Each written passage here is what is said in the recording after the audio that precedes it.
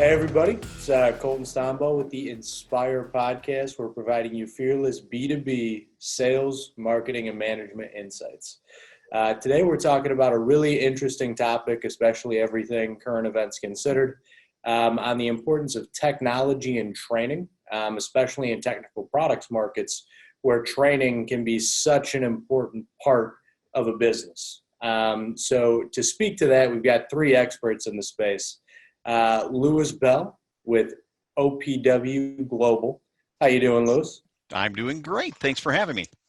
Absolutely. Thanks for joining us. We got Jim Malloy. I don't even know. What's your title and what do you do, Jim? I don't even keep track. I'm the VP of Digital Development at Dean Houston. So I kind of got my start in web in the late 90s and developing websites and today, develop not just the website, but, digital web applications, lead generation tools, 3D interactive tools, mobile apps, and the whole gamut of things that all kind of lead into that, into that marketing funnel. The czar of all things digital, you would say. Yeah, exactly. Sure. And we guess I got Dale Dean, CEO of Dean Houston. I know a lot of you already know him, but Dale, for those who don't, who are you and what do you do? Well, thank you, Colton. As Colton said, I'm the CEO of Dean Houston, which is a full-scale B2B industrial marketing firm. I basically am here just to help enable and support, Jim and all the other great employees here at Dean Houston. So, and to work with great clients like Lewis here, to pioneer bold new tools, So, I don't know how much contribution I have on that, Jim. Jim may dispute that. But anyway, we have a lot of fun doing it. And, it's great when you have guys like Lewis on board here that, man, they push the envelope, man. So I love it. And you'll notice I did not ask Lewis to get into what he does or what OPW does, because that's the real meat of the story here. So in the podcast business, we like to call this a segue. So back to you, Lewis. I mean, you mind telling us a little bit about, kind of who OPW is, what your role is, and how you really drive training, for a huge mission-critical market? Okay. Good deal. I'm the director of training for OPW, all the OPW brands, whether it's retail fueling, fluid handling, vehicle wash equipment, pretty much all of the OPW operating companies, moving fluids, moving petroleum products often with retail fueling. And what we're trying to do is make sure that these products are installed or serviced in a way in which they protect the environment, protect people, and protect the fueling public when they're out there at these sites. So all the guys who are driving these petroleum trailers to the retail fueling site, or whether it's the guy working on the gas pump there at the site, we're trying to make sure those guys are doing it safely. My main job is to ensure that the creation of the training resources has been done for our new products or our current products in the field, making sure that we have that created. And my specialty is online learning, video-based learning. Okay. So it's safe to say for the audience, whenever you go to a gas station and you leave and you're nice and safe, you're one of the people responsible for that, right? I certainly hope so. I certainly hope so. Now, I do pull up on some sites and I see some guys out there from time to time and I go, uh-oh. I hope he didn't take our training because he's not doing it right. But that's less common now than it used to be. Hey, before we get started, though, I do want to let you know, Colton, that Lewis took my voice training course. That's why he has this. But anyway, just wanted to make sure everybody understood. No, it's a very fair point. This is probably going to be one of the easiest listening podcasts we've ever done. It could be obvious why. I think Lewis, he was probably a DJ at one point, maybe a radio personality, but that's in his distant past. Way distant past. Yep.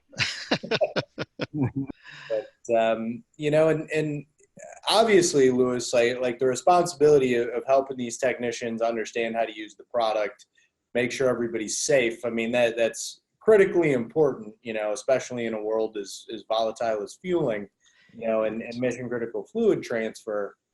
But from the importance to the business, I guess, and obviously safety is the most important thing for the business, I'm sure. That goes without saying. But the importance of training, especially in a technical products environment, what business benefits does that really represent, for OPW or any technical products company? Well, I will tell you that the sales guy might be in front of the customer at the time of the sale if he sold them some equipment, but the tech who is there servicing that equipment or installing that equipment, he's there often. And so if we train these guys well, they're going to go back to that customer and talk very good about our products. And you can't underestimate the importance of how much a tech likes your product. If he likes it, he will tell the owner, and the owner is going to really key in on that product or that brand. If he doesn't like it, he's going to gravitate to something else, and he's going to, no matter what the person has purchased in the future, they will purchase something different if their technician is constantly filling their ear with how inferior the training is for that product. So we always try to supplement our sales by giving our salespeople quality training they can deliver at the time of the sale. Yep. Yeah, and it goes the other way too, I guess. If that technician is not satisfied or didn't feel like he or she got a good experience in training, yep. They're gonna send some negative feedback to their man. Absolutely. And it's very credible feedback. I think most of us probably view salespeople with kind of a, possibly this guy's telling me the truth, but maybe not. But with a technician, there's this implied credibility with that technician that he really knows the equipment, and they do. And so we try to make sure that they understand that they're important to us, and we give them all the information, the resources they need. Yeah, great point. Great point. I can only imagine. I mean, you think about it as marketers, we like to talk about, the value of brand and things like that. Really sounds like if people don't know how to use a technical product, it won't be successfully implemented. And all those things like word of mouth, brand equity, I mean, they kind of go out the window, right? Absolutely. So, absolutely. Yeah. I work very hard to create a great product that meets the need. But if there's not a perception by the people who actually know the product technically that it does meet that need or how it meets that need, then I think doing all the sales training is probably not going to net you what you want. As long as you've got to balance both. You've got to have the technical training as well as the sales training. I think that's an incredible perspective and insight because, again, sales and marketers, we like to think about lead generation and ads and, all these things that go into it. But you forget how important some of these other operations really are to that marketing mix, so thanks for summing it up for us so nicely. When we jumped in, and it's no coincidence we've got Jim in here, but you kind of mentioned that a lot of your focus these days is on technology, and getting content through different mediums like, video, mobile, all these different ways to people so they can use it when they're in the field or even in a classroom setting. So maybe diving into the tech component a little bit, because I think that's one that's really interesting. What are some of the ways, and I know they're numerous, but just off the top of your head, what are some of the ways that you're really leveraging technology, to help provide a great training experience for OPW's customers? Well, I don't know if Jim wants to answer that, or if I can answer to either one of us. I'm good either way. But what we've discovered, I think early on, and Jim can add to this if he would like, because he has been pivotal to our success in this way, is we realized that we've got a whole generation of techs out there, and by generation I don't mean just old guys versus young guys, but I mean that there is a type of technician in the field now who appreciates connectivity, who appreciates mobile, who appreciates video.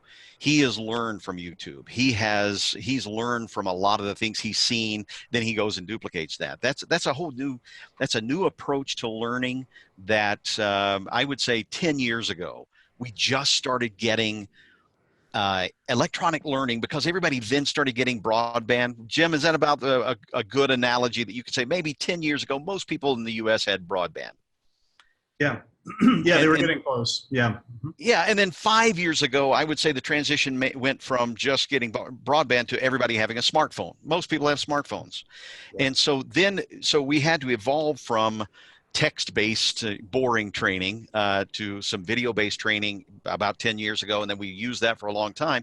And then we came to the conclusion that, we've still got people out there who still have a piece of technology in their hand that could help them immensely.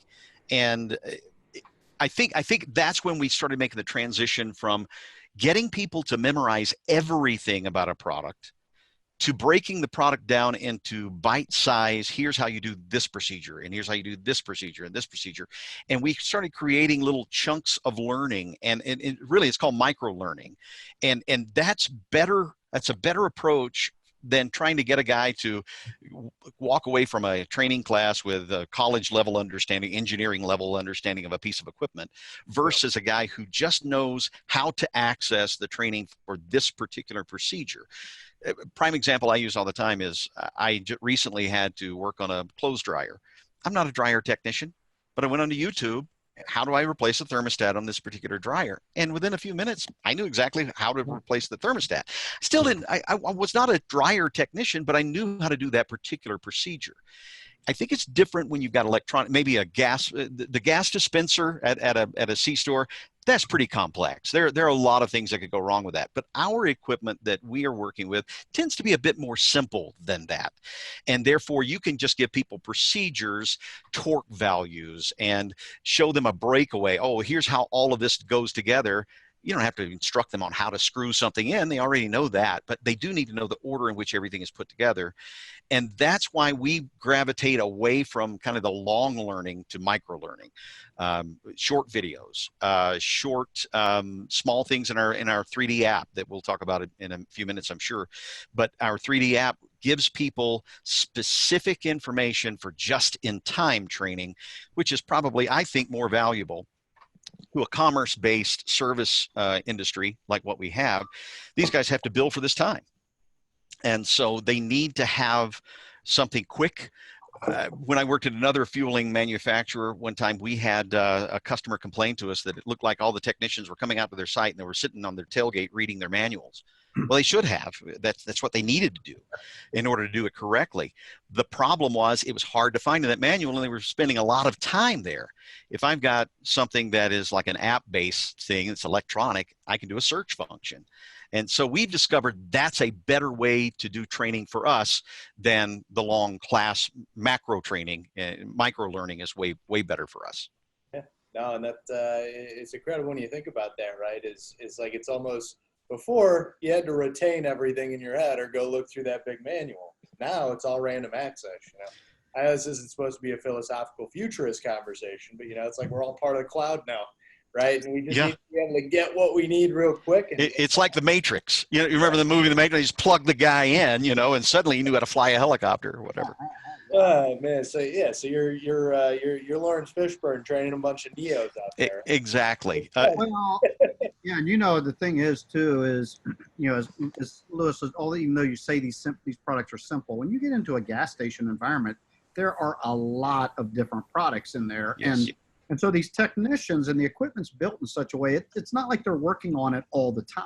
All right. So a guy that's going to install or repair like a spill container, and needs to replace the fill pipe or whatever, the riser pipe, he may have done it one time in his life, so he knows the general idea, but he doesn't remember the specific details.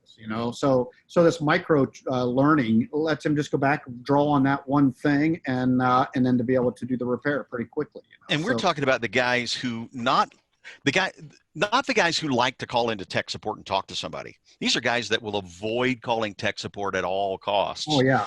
Who really want the solution themselves. They would rather self-serve that solution.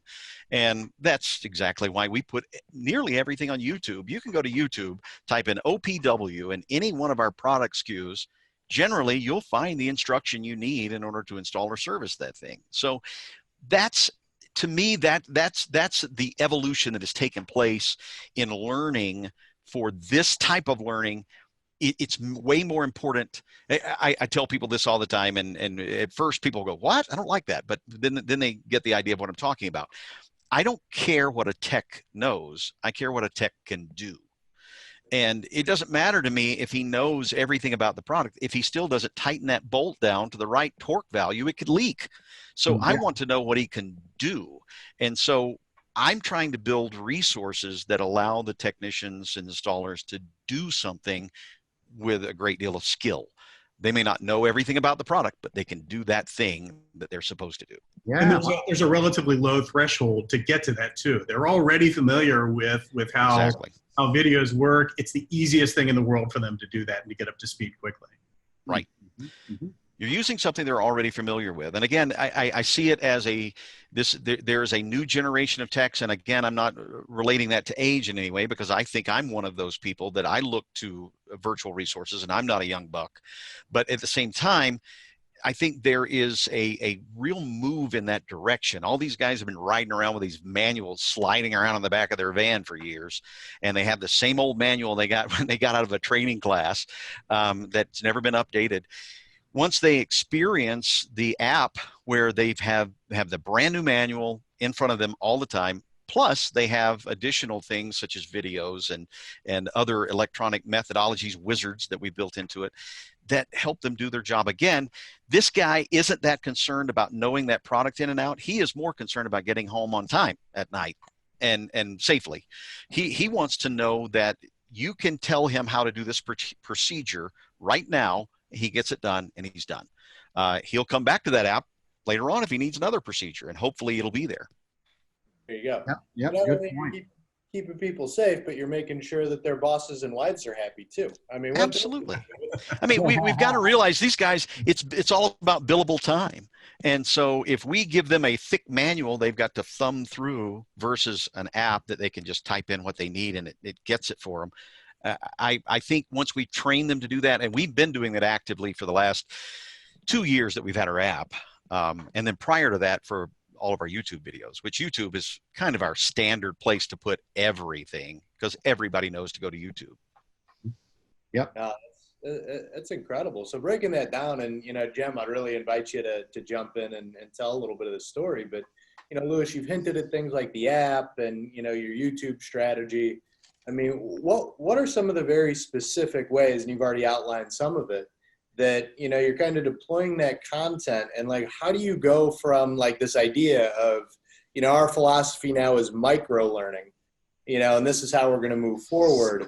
What is the structure and build out of like that tactical plan to bring that all into reality?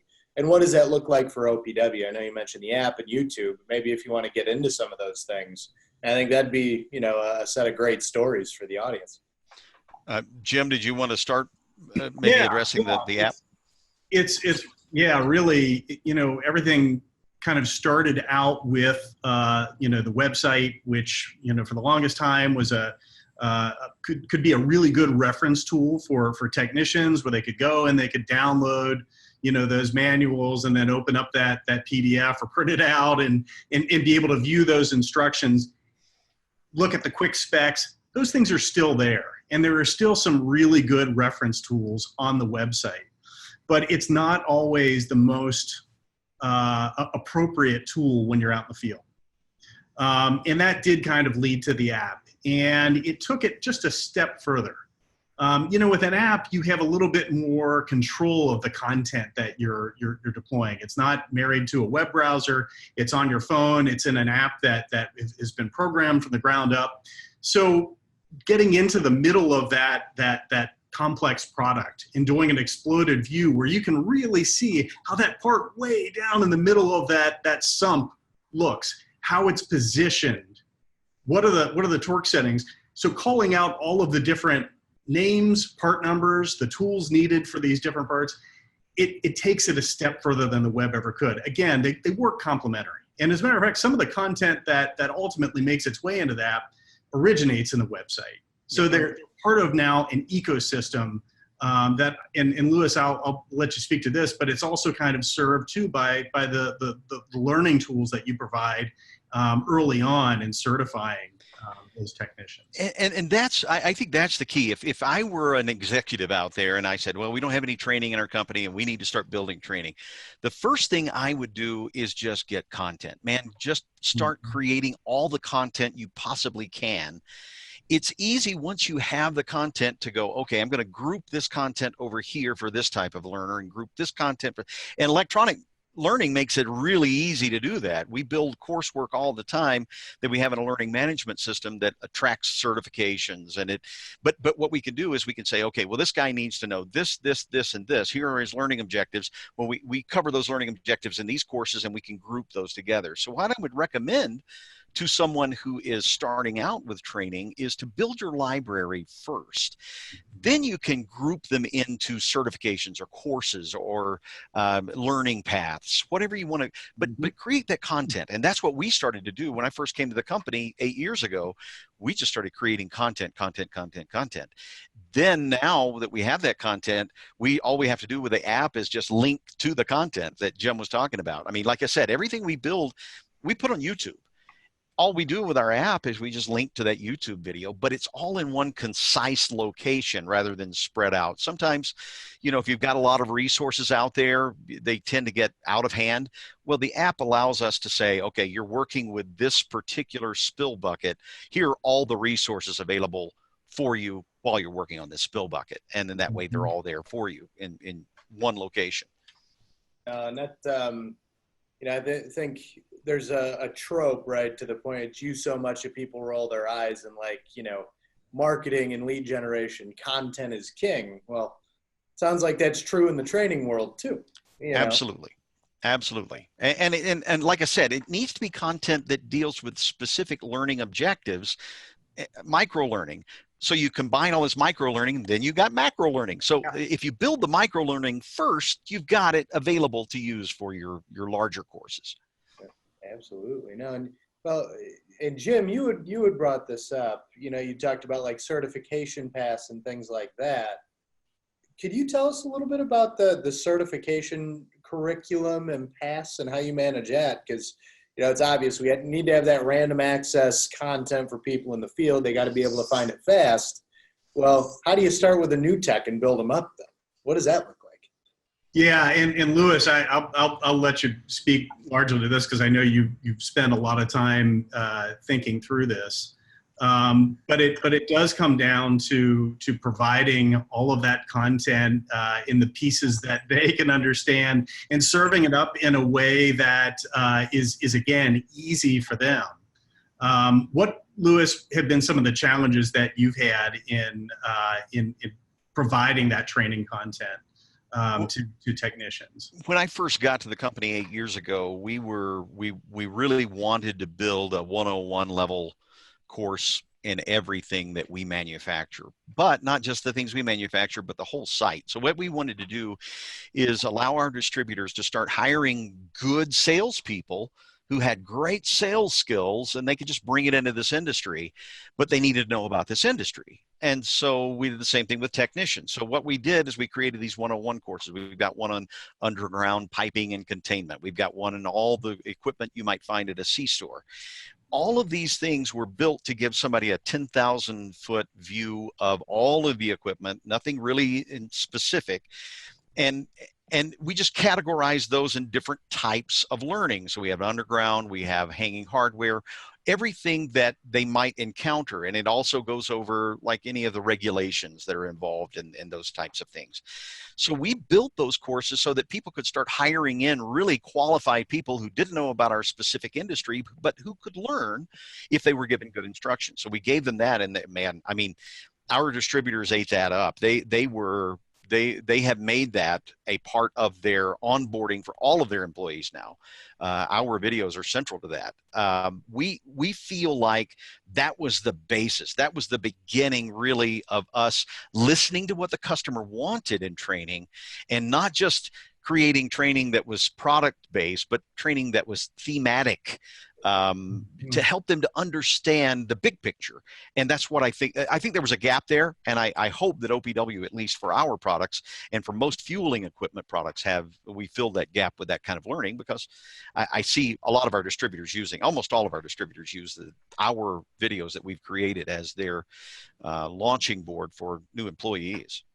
Yeah, and that sort of you're in a way through those tools, you're kind of following that train the trainer model. Exactly. So you can't be at every one of those distributorships conducting training throughout the year as much as you maybe try. But through those tools, suddenly it's a force multiplier. Suddenly your training tools can be exposed to thousands of people simultaneously. And at the same time, people get used to the fact that OPW is committed to that. And so they contact us. If they see a gap in what we're training, hey, man, we need some training on this particular topic. They communicate well with us. So because they understand that OPW is committed to getting that training where it's needed. And so they partner with us, and I love it because we actually go with our distributors to do a lot of filming, a lot of opportunities at sites. They set it up for us, and they actually use it as a promotional tool for themselves. Hey, we work with all the major manufacturers. We've helped OPW develop some training, and we're fine with that. That's perfectly fine. We want that kind of partnership with our distributors. I think that's a huge insight, because I can imagine that content creation in the field is a challenge for a lot of technical products. It is. So that idea of collaborating with your channel, I mean, that's pretty smart. We have to have that, because when it comes time for me to go and film something in the field, I don't have the safety cones. I don't carry those around. I don't fly around with those. I have to have a distributor go out with me. And so it's great when we've got a partner. And if we have given them this training, and OPW is committed to free training, man, we want to get that training out there as much as we possibly can. And so when distributors see that, they want to partner with us and help us get more resources created. Right. Now, it's another way you're empowering the marketplace, Yep. right? So it's not the individuals, but it's the organizations. Definitely. yeah, given the current state of things, with travel being as complicated as it is, had we fallen into this situation 20 years ago, what would have happened to training back then? It's hard for me to imagine, with the tools that are available now to you and the technologies that are available. It's hard to imagine training being successful at all in this type of environment, without those tools. If I had to go back to training the way I used to train, which always was sending a trainer in, we would have really been in a pickle here, back a few months ago when all of that was shut down. Yeah. Since we didn't rely so heavily, we do a lot of live classes. Don't get me wrong. Matter of fact, we have duplicates of everything we're doing virtually. We do these live classes as well. But at the same time, we have these virtual resources in the background that as soon as we were not able to travel to California anymore and do EVR training, no problem. We just switched over to online training, and the transition was a matter of minutes, getting that content still out to the field where they need it. So you've done, is it a mixture of video and are you doing sort of live training? Live is kind of as we're doing here. That's a good point. We do asynchronous training and synchronous training. So asynchronous would be the online module that's out there posted, or a video that's posted, and you just watch it whenever you take a quiz on it, and then you get your certification. That's asynchronous. The synchronous training we've been doing for years. Now we're doing it virtually as well. We're using these tools just like what we're using right now, but we are still interacting with our techs. We're still, often what we'll do is we'll say, listen, you need to start the video at this particular time, and 10 minutes later, we're going to log in, and we're going to be there ready to answer questions. But the content was already created, and we did a good job of creating the content, actual live sites we were at, working on real equipment, that the video is probably better than just somebody up there with a, cutaway view item. So we use the video as well as that live presentation, and it works very well. If it wasn't for all these tech tools, you'd have to do something crazy like drive from the middle of Ohio all the way to Rancho Cucamonga. Nobody wants to do that. But so a lot of people have been talking about like current events. I know you alluded to this, Jim, is really being almost I guess expediting what a lot of companies are calling their digital transformation, right? And, it sounds like you were well prepared to deal with distance learning, and we're able to manage that pretty well. But what do you think that looks like in the technical training arena in general? You know, what are the types of technologies that might be emerging that maybe are becoming more, I don't want to say viable, but maybe more critical? Maybe things like AR, VR, and I know you've got some of those things in your app. You know, maybe even virtual reality. Where do you see some of this technology going, you know, in the next few years? Jim, why don't you jump in on that one first, and then I'll. Yeah, I mean, certainly anything that allows you to do something remotely. Augmented reality has some really potentially interesting applications, particularly if you know, if you're working on an industrial product that can overlay the changes that technician needs to make on the physical product that he or she is actually working on. Could have some huge implications. As far as learning goes, the potential for AI to play a role in that, I think is huge, just in that, you know, being able to gauge the rate at which a person is learning, their level of mastery. AI can certainly assist in those, and it could really make training be a lot more efficient, you know, given a wide variety of knowledge levels with your students. So there's certainly a lot of potential there, I would think. Mm-hmm. As far as AR and VR are concerned, I will tell you that I'm a large proponent of throwing something on the wall and let's see what sticks. You know, let's try it. Let's give it a shot. Let's see if this is something it's a viable tool for us. So, Yeah. as Dale and Jim can tell you, from the very beginning, we started talking about AR and VR, and we tried everything, man. I mean, we tried Zapper. If you're familiar with Zapper, that's the one where you scan the image, the little icon, and it brings up, it superimposes an image, you know, in kind of your real world through your camera on your phone or mobile device. And we tried that. We tried virtual reality. Actually, Dale brought some virtual reality goggles back from California for one of his trips out there. He had talked to a company, and we were experimenting with that. And we threw a lot of these things on the wall. And what I think is going to stick the most for us, number one, is kind of the adapted augmented reality, where on your phone you do have a 3D model you can manipulate and everything. It's a 3D model, but it's not really superimposed over a real world. So it's technically not augmented reality. But I think augmented reality for some of our business units, as we're going forward with our app and our other business units, we will be presenting this. Let's just say, for example, that you have a phone and you can walk up to a car wash and you need to know, where are my test points on this car wash?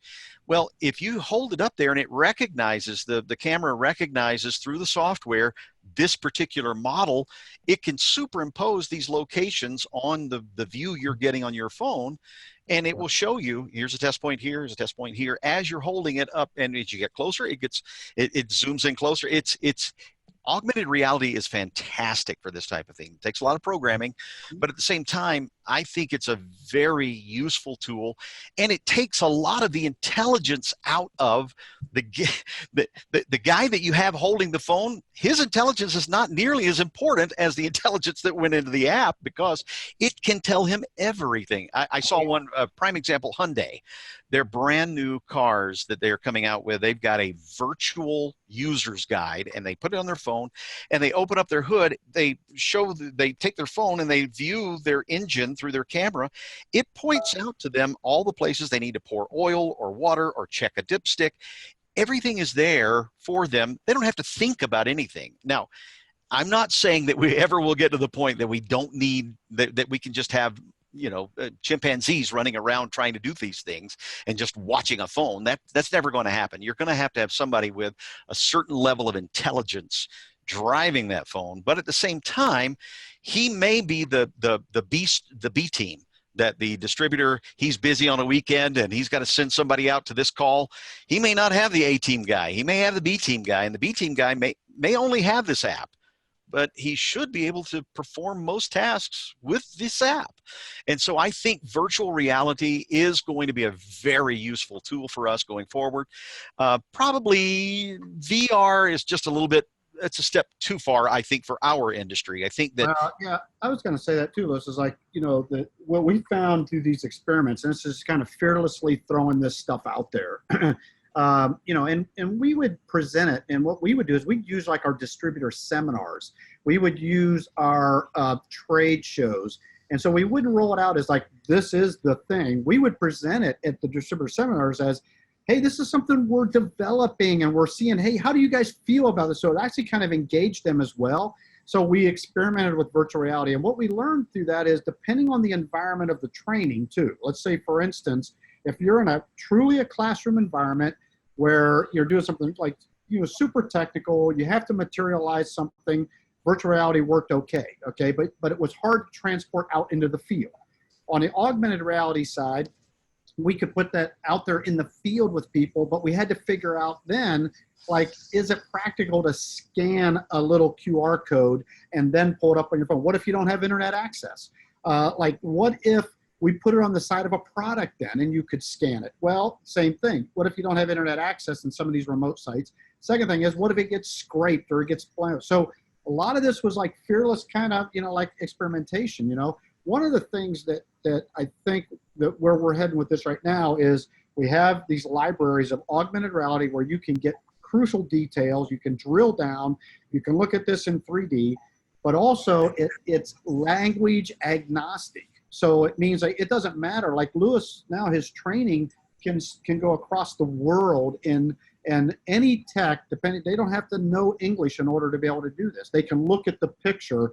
This goes here, this goes here. They can do that. So I think it's like you're talking about the intelligence in the tool.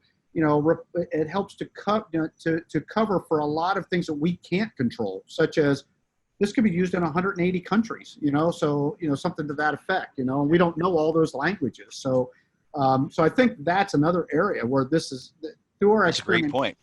And the thing is, we're going to continue to keep adapting it because with OPW particularly, they listen really closely to their channel, and if you listen to your channel really closely, instead of trying to force this technology on them, which we didn't do, we did it just the opposite.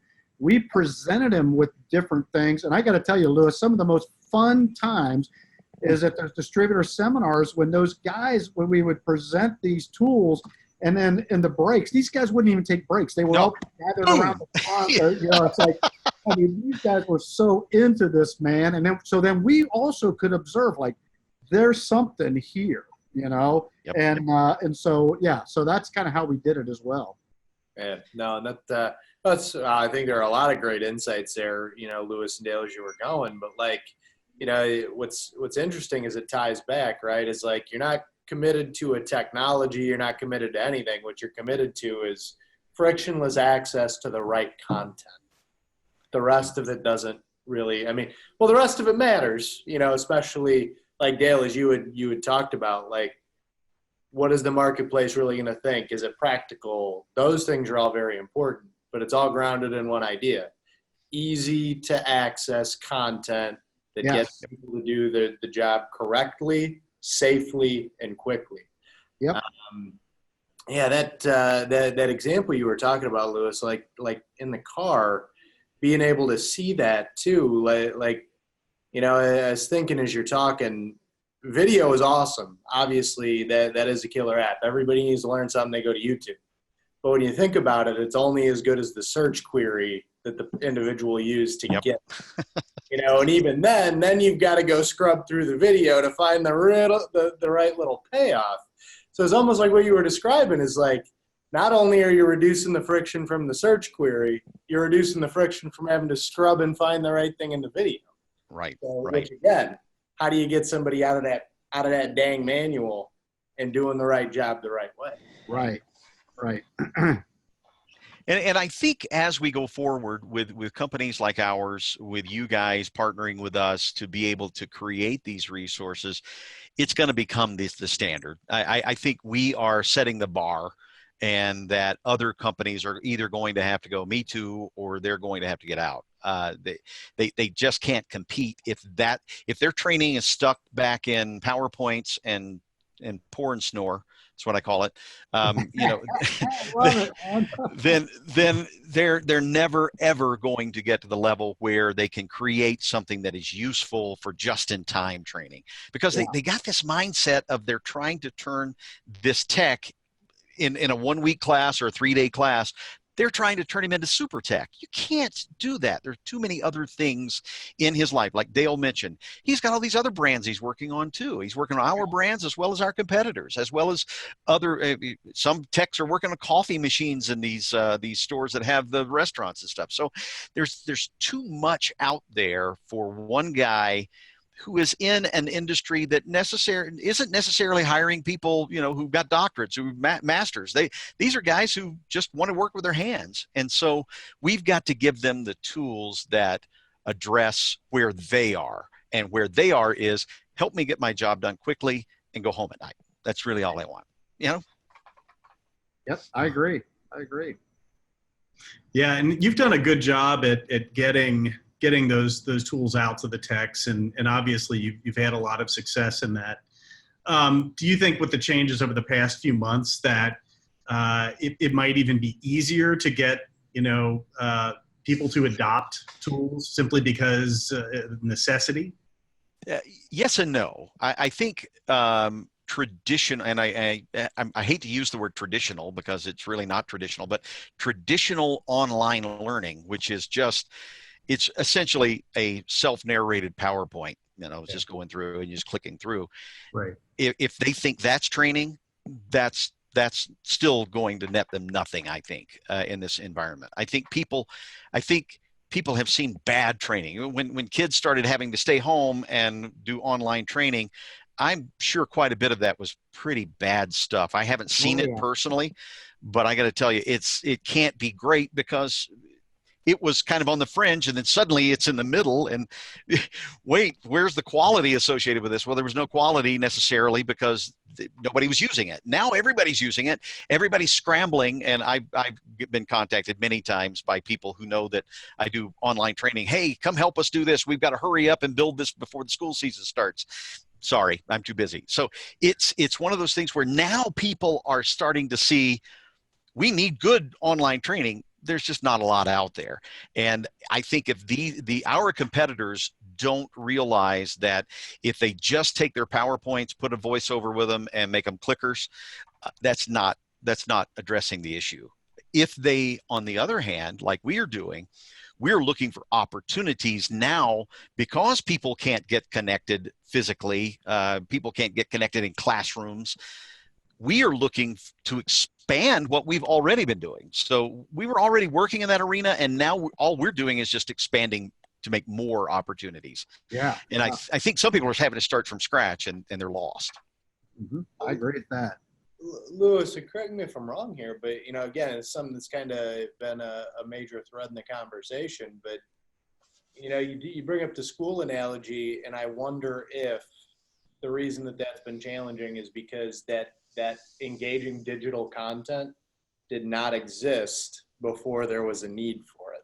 Exactly. It wasn't out there. You're right. You're absolutely right. It was there, but it was not done very well. Now, on the other hand, if you look over on YouTube, my prime example, the one I use all the time, is Khan Academy. If you've ever seen any of their videos, KHAN, Khan Academy, they did, I think 60 Minutes did a big spiel on it a few years ago. But what they do is they create, like I was talking about, micro learning. Here's how to do this one thing, and here's the learning around that one thing. And they use simple diagrams, they use simple sketches, but they convey learning. It's good learning. And I'm of the opinion that you don't have to make expensive learning to make good learning. I think it really it's knowing your audience, knowing what the gaps are, and addressing those gaps, and no more. Mm-hmm. And calling it done at the end of those gaps. And then if you've got more gaps, you create something different for those. But that micro learning that Khan Academy has been teaching for years, that's the model that I kind of follow, which is it doesn't have to be perfect. It doesn't have to be super polished. It has to be accurate, and it has to be conveyed in a way that's interesting.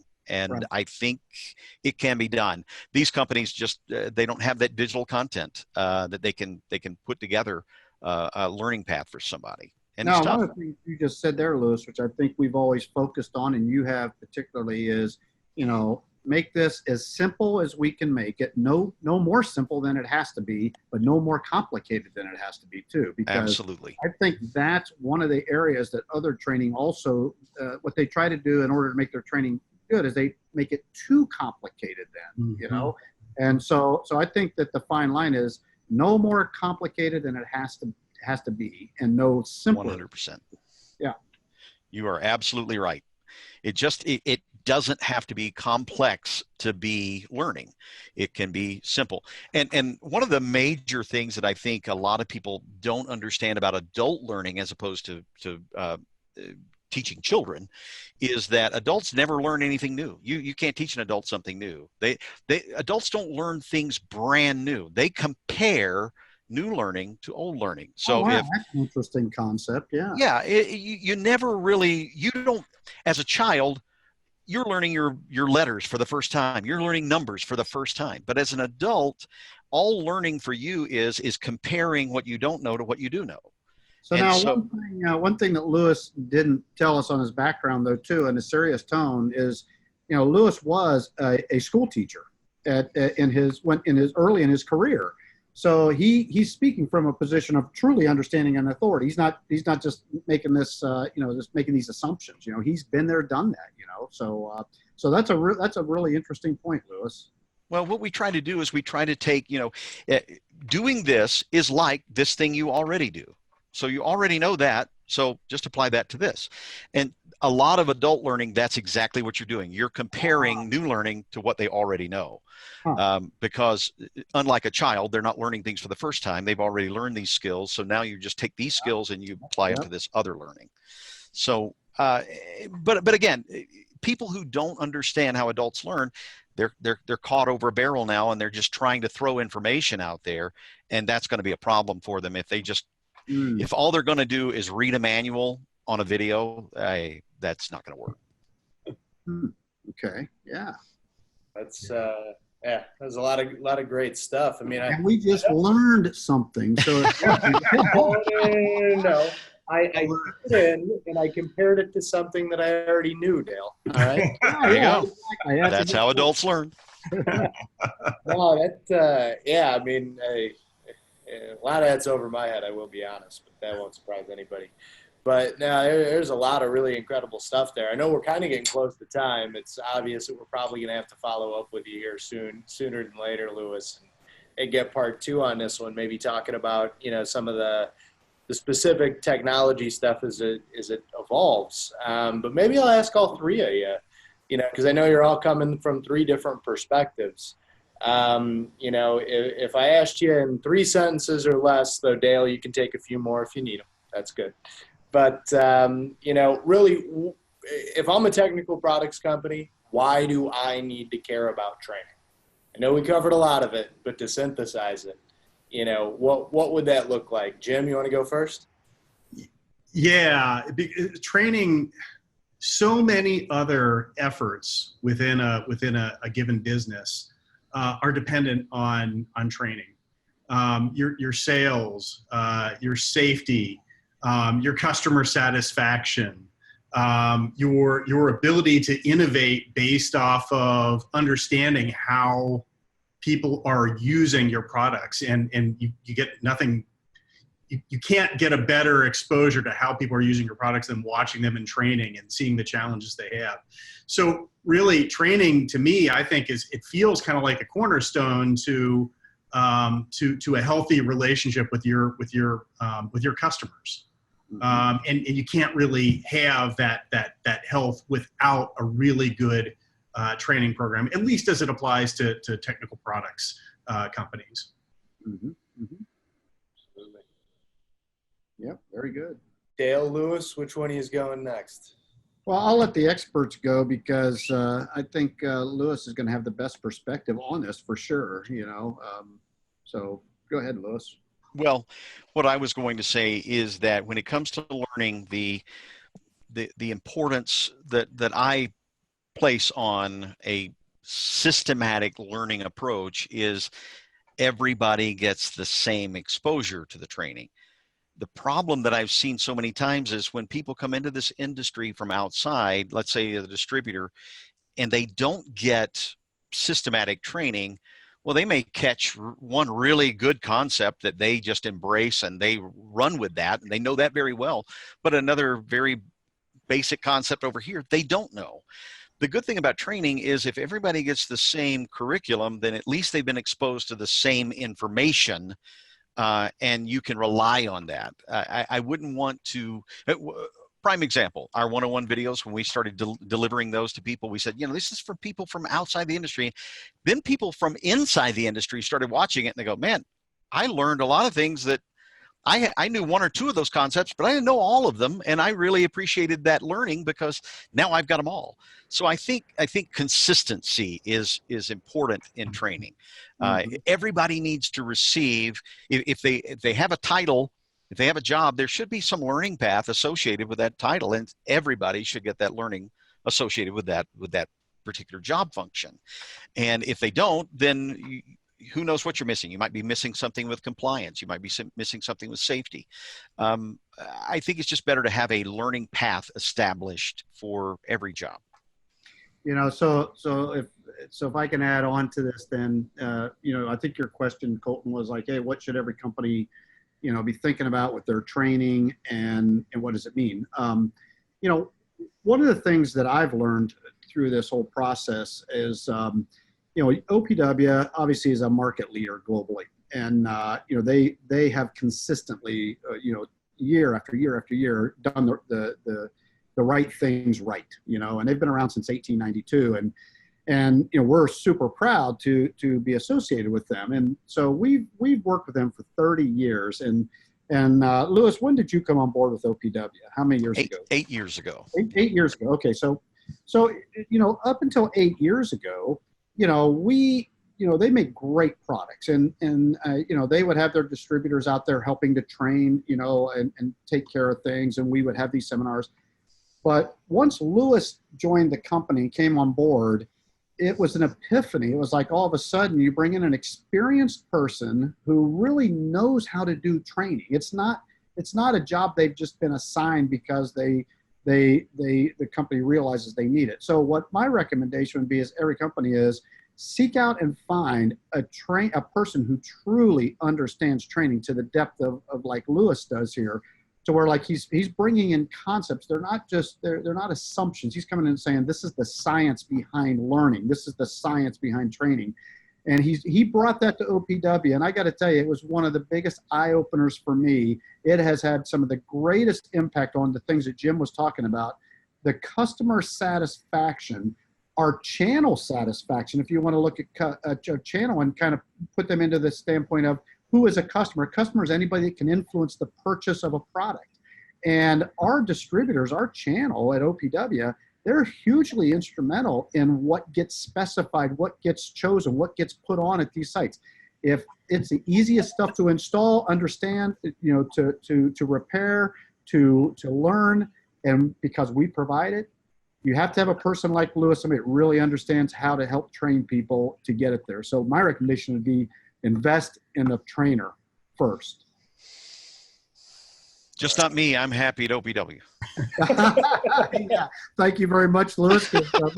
We fight for you to keep you there, buddy. No, that I think it's been an incredible deep dive and a part of marketing and communications that a lot of people whose title is marketing often forget about, but can be so critical to the marketplace for all the reasons. I mean, I think Jim, you said can be the cornerstone of healthy customer relationships. I mean, Louis, the thought that you need to create a consistent experience that the entire marketplace can get behind, which I think creates consistent product performance, consistent product perception.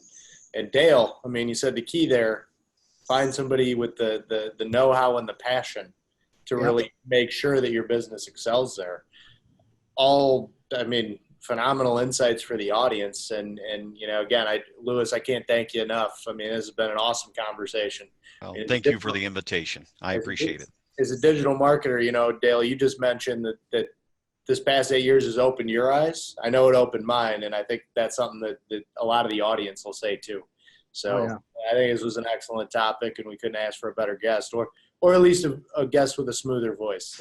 Yeah, that's for sure. All right. Well, thanks so much, everybody, and to the audience. We'll talk to you soon. But until next time, Lewis, I know you'll be back. So. Thank you very much. Great, guys.